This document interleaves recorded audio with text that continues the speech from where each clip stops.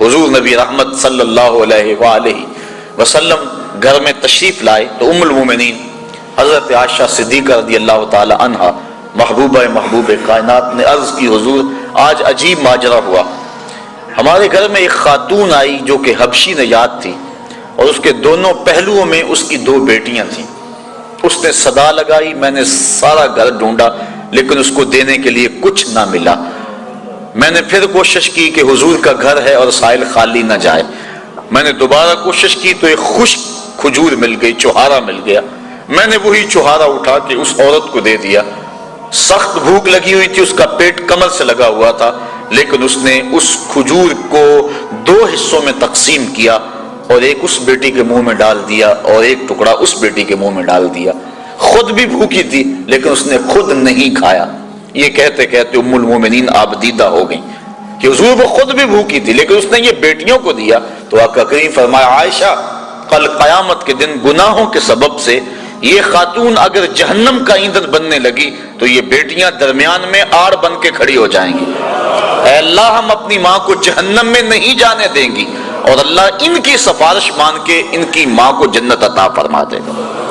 اور حدیث میں آتا ہے امرأۃ مردودہ وہ عورت جس کے خامد نے اس کو طلاق دے دی، بدصورتی کی وجہ سے، غربت کی وجہ سے، جہیز کم لانے کی وجہ سے یا کسی سبب سے اس کو طلاق دے دی۔ اب معاشرے میں اسے کوئی قبول نہیں کرتا، ساری زندگی اس نے اپنے باپ کے دروازے پہ بیٹھ کے گزار دی۔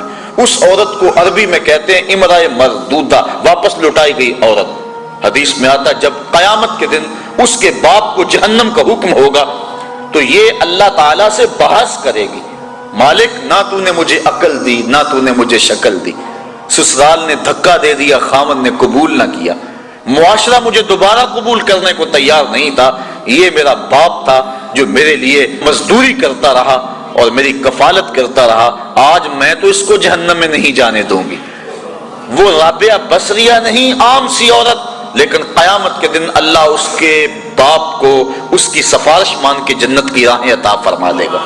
تو وہ بیٹی جو ماں باپ کے لیے باعث ننگوار تھی، اللہ کے محبوب صلی اللہ علیہ وآلہ وسلم نے اس مرتبے پہ بیٹی کو بٹھایا کہ ماں باپ کے لیے جنت کے دخول کی بشارت بن گئی اور جنت میں داخل ہونے کا ذریعہ بن گئی۔ آپ تاریخ عرب پڑھیں، جس طرح وہ سکی بیٹی کو قتل کر دیتے تھے وہ سکی ہمشیرہ کو بھی قتل کر دیتے تھے۔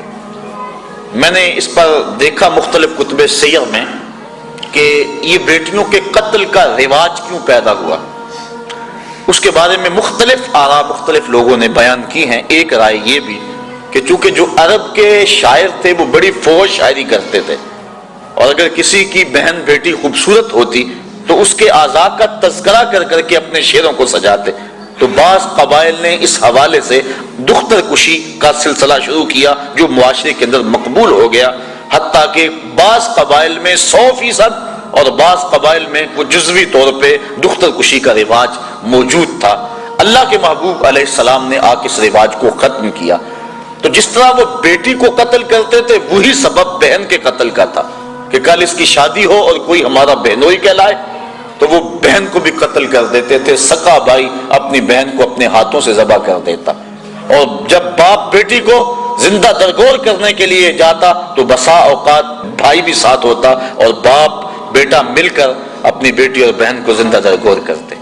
اب اللہ کے محبوب علیہ السلام نے جہاں بیٹی کو وقار دیا، بیٹی کو توقیر دی، وہاں بہن کو بھی عزت دی۔ قرآن مجید نے حضرت موسیٰ علیہ السلام کی ہمشیرہ کا تذکرہ کتنی محبت سے کیا کہ جب ان کی والدہ یوحانس نے حضرت موسیٰ علیہ السلام کو دریائے نیل کی موجوں کے سپرد کر دیا اور پانی کے دوش کے اوپر وہ صندوق جا رہا ہے اور حضرت موسیٰ علیہ السلام کی ہمشیرہ پانی کے کنارے کنارے چلتی ہیں، دریائے نیل کے کنارے کنارے اس صندوق پر نظر رکھے ہوئے آگے بڑھتی ہیں، اور جو ہی صندوق ڈوبنے لگتا ہے بہن کا کلیجہ بھی ڈوب جاتا ہے، اور جب وہ تیر کے سطح آب پہ آتا ہے تو بہن کے دل کو ایک گنا تسکین ہوتی ہے۔ حضور کی آپ جانتے ہیں حقیقی بہن حقیقی بھائی کوئی نہیں، در یتیم ہے۔ سینہ صدف میں اکیلا پرورش پانے والا موتی در یتیم کہلاتا ہے، تو بطن آمنہ کے اندر حضور علیہ السلام اکیلے پرورش پائے اور اللہ کے محبوب علیہ السلام کو در یتیم کہا جاتا ہے۔ لیکن جب حضور حضرت حلیمہ سعدیہ سلام اللہ علیہا کے گھر دودھ پینے کے لیے کچھ عرصے کے لیے گئے تو حضرت حلیمہ سعدیہ کی ایک بیٹی تھی جن کا نام شیمہ یا شیمہ مختلف کتب سیر میں موجود ہے، وہ حضور کو اپنی گود میں اٹھا کر قبیلہ بنو سعد کے کھلے میدان میں آ جایا کرتی تھی۔ اور آپ نے بھی دیکھا ہوگا ہمارے دیہاتوں میں یہ رواج موجود ہے، اب بھی کہیں تو دم توڑ گیا لیکن آج بھی رواج جگہ جگہ موجود ہے کہ شام کے وقت جب عورتیں کھانا پکانے میں مصروف ہوتی ہیں تو بہنیں اپنے بھائی اٹھا کر باہر کھلی جگہ پہ لے آتی ہیں، اور ہر بہن کا مزاج یہ ہے کہ میرے بھائی سے سونا زمانے میں کوئی نہیں۔ وہ ایک مفکر نے کہا ہے کہ خوبصورتی دیکھنے والے کی آنکھ میں ہوتی ہے، تو ہر بہن کا مزاج ہے چاہے کالا کلوٹا کیوں نہ اس کا بھائی، اسی لیے چندہ ماموں کہا جاتا ہے نا، ہر بہن اپنے بھائی کو چاند کہتی ہے۔ جب بچیاں اپنے ویر لے کر قبیلہ بنو سعد کے میدان میں آتی تو ہر کوئی کہتی کہ میرے بھائی کا جوڑ نہیں۔ اگر کسی کی رنگت کالی ہوتی تو وہ نقوش کو معیار حسن قرار دیتی کہ حسن کا تعلق رنگت سے نہیں نقوش سے ہے، میرے بھائی کے نقوش تو دیکھو۔ اور اگر کسی کا رنگ سفید ہوتا تو وہ کہتی ہے کہ رنگ نہیں تو کچھ نہیں، میرے بھائی کا رنگ بڑا چٹا ہے لہذا میرا بھائی بڑا خوبصورت ہے۔ بحث مباحثہ ہو رہا ہوتا اور کوئی ماننے کو تیار نہ ہوتی کہ میرا بھائی کسی سے کم ہے، اتنے میں حضرت شیمہ اپنے ویر محمد کو اٹھا کے لے آتی، اور جو ہی وہ آتی اور کہتی ہاں میرا بھائی بھی آ گیا، تو وہ کہتی نہیں شیمہ تیرے ویر کا مقابلہ تو نہیں نا۔ تو کتب میں آتا ہے کہ حضرت شیمہ کا سر فخر سے بلند ہو جاتا اور پھر حضور کو سینے سے چمٹا لیتی اور دعا دیتی، ربنا ابق لنا محمدا حتی اراہ یافعا وامردا، اے اللہ میرے ویر محمد کو سلامت رکھنا، اس کو شالہ نظر نہ لگے میرا ویر آج بچوں کا سردار ہے، کل میں اپنی آنکھوں سے دیکھوں کہ جوانوں کی بھی سرداری کرے۔ حضرت شیخ محقق نے بھی اس واقعہ کو لکھا ہے، کتب سیر میں موجود ہے کہ ایک غزوے میں حضرت شیمہ کے قبیلے کے ساتھ لڑائی ہوئی، چونکہ ان کی شادی ہو گئی، اولاد ہو گئی۔ جس قبیلے میں حضرت شیمہ کا نکاح ہوا تھا مدینہ شریف کے دور میں، مدنی دور میں حضور کی لڑائی غزوہ اس قبیلے کے ساتھ ہوا۔ اس قبیلے کے کافی لوگ پکڑے گئے، گرفتار ہو گئے، کچھ قتل کر دیے گئے۔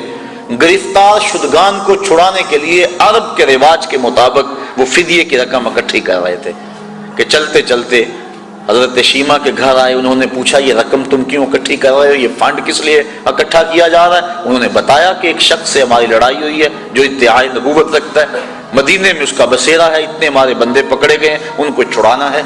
کہا کیا نام ہے اس کا؟ کہا نام اس کا محمد ہے صلی اللہ علیہ وسلم۔ بس آنکھوں سے آنسو جاری ہو گئے۔ کہا اچھا اس نے تمہارے بندے پکڑے؟ کہا ہاں۔ کہا پھر رقم اکٹھی نہ کرو۔ کہا کیوں؟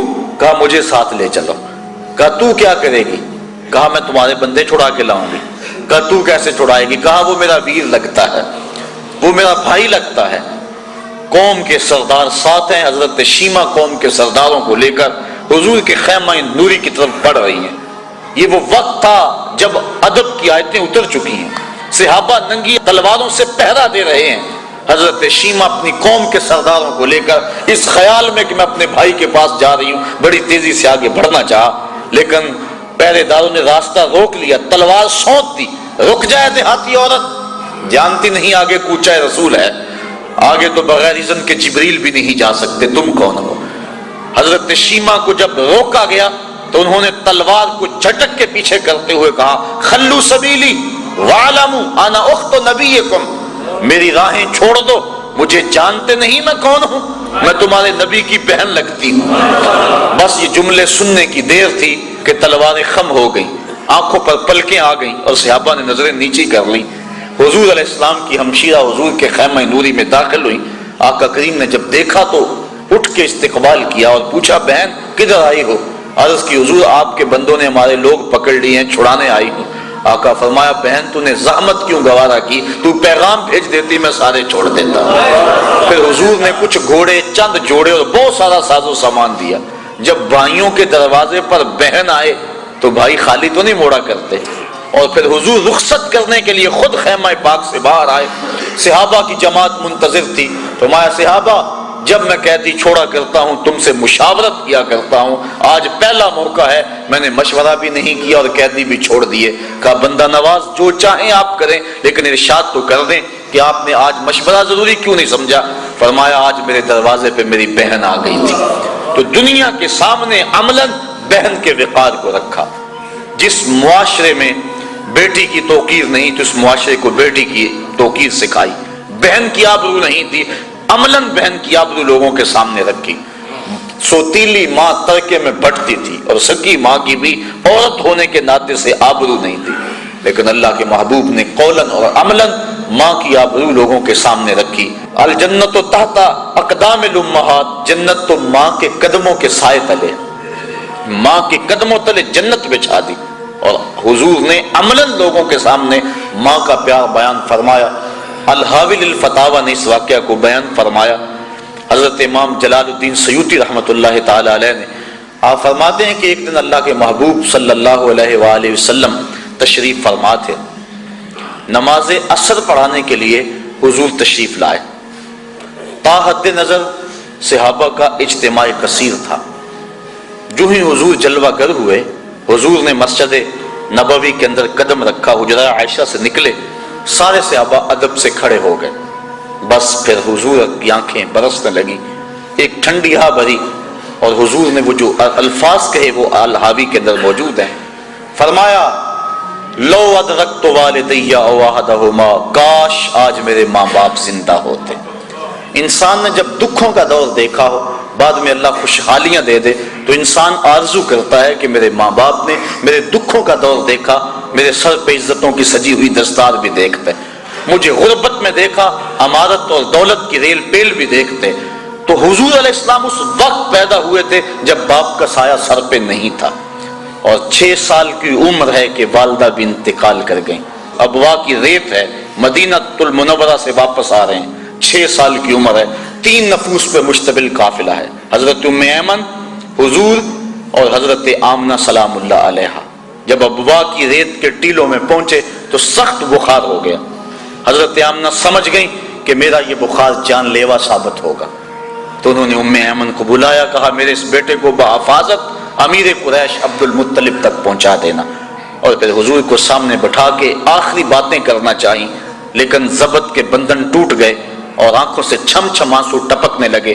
بمشکل چند باتیں کر سکی جو تاریخ نے محفوظ کر لی. ابن حشام نے سیرت نبویہ کے اندر الفاظ کو لکھا. حضور کے سر پہ حضرت آمنہ نے ہاتھ رکھا، کہا بیٹا ہر نئی چیز نے پرانی ہو جانا ہے، ہر باقی نے فنا ہو جانا ہے. میں بھی جا رہی ہوں بذکر باغ، لیکن میرا ذکر نہیں مٹے گا. وولدت طہرا، اس لیے کہ تیرے جیسا ستھرا بیٹا چھوڑ کے جا رہی ہوں. جن ماؤں کے بیٹے اتنے اچھے ہوں ان ماؤں کے تذکرے نہیں مٹا کرتے. یہ جملے کہے اور حضرت آمنہ کا انتقال ہو گیا. حضور پھر اپنی والدہ کے پاس پھوٹ پھوٹ کے روئے اور بار بار پوچھتے تھے امی آپ بولتی کیوں نہیں. 6 سال کی عمر، پھر انہی پتھروں میں اور انہی ریت کے اندر اپنی ماں کی تدفین کی اور آنکھوں سے آنسوں کا چھڑکاؤ قبر پہ کیا. آج ہو بھی کیا سکتا تھا، مدینے میں حضور کی ماں کا آج انتقال ہوتا تو فرشتے جنت سے پھول لے کر آتے.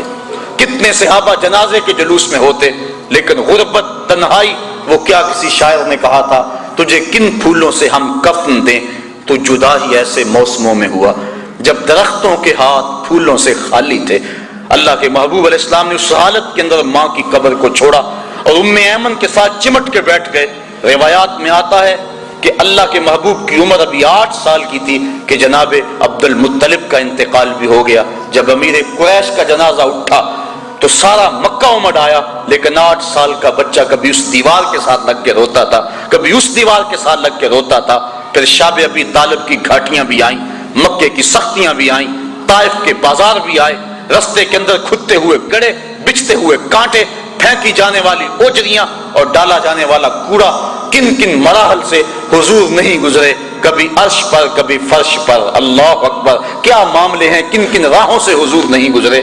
اور آج مدینہ کا ماحول ہے، آیت ادب کی اتر چکی ہیں، خبردار میرے نبی کی آواز سے آواز بھی اونچا نہ کرنا ورنہ عمل ضائع کر دوں گا، تمہیں خبر نہیں ہونے دوں گا. وہ وقت گزر گیا جب پتھر مارتے تھے. اب صحابہ نبی کی چوکھٹ پہ حاضر ہونا چاہتے ہیں. اللہ ادب سکھاتا ہے، پہلے جاؤ گھر سے صدقہ لو، پھر فقیر کو ڈھونڈو، پھر فقیر کو صدقہ کرو، پھر نبی کی چوکھٹ پہ آؤ، تمہیں پتہ چلے ہم کس وقت کی بارگاہ میں جا رہے ہیں. اب حضور تشریف لائے، صحابہ ادب سے کھڑے ہو گئے، امٹتے ہوئے محبتوں کے جذبات کو دیکھا، آنکھیں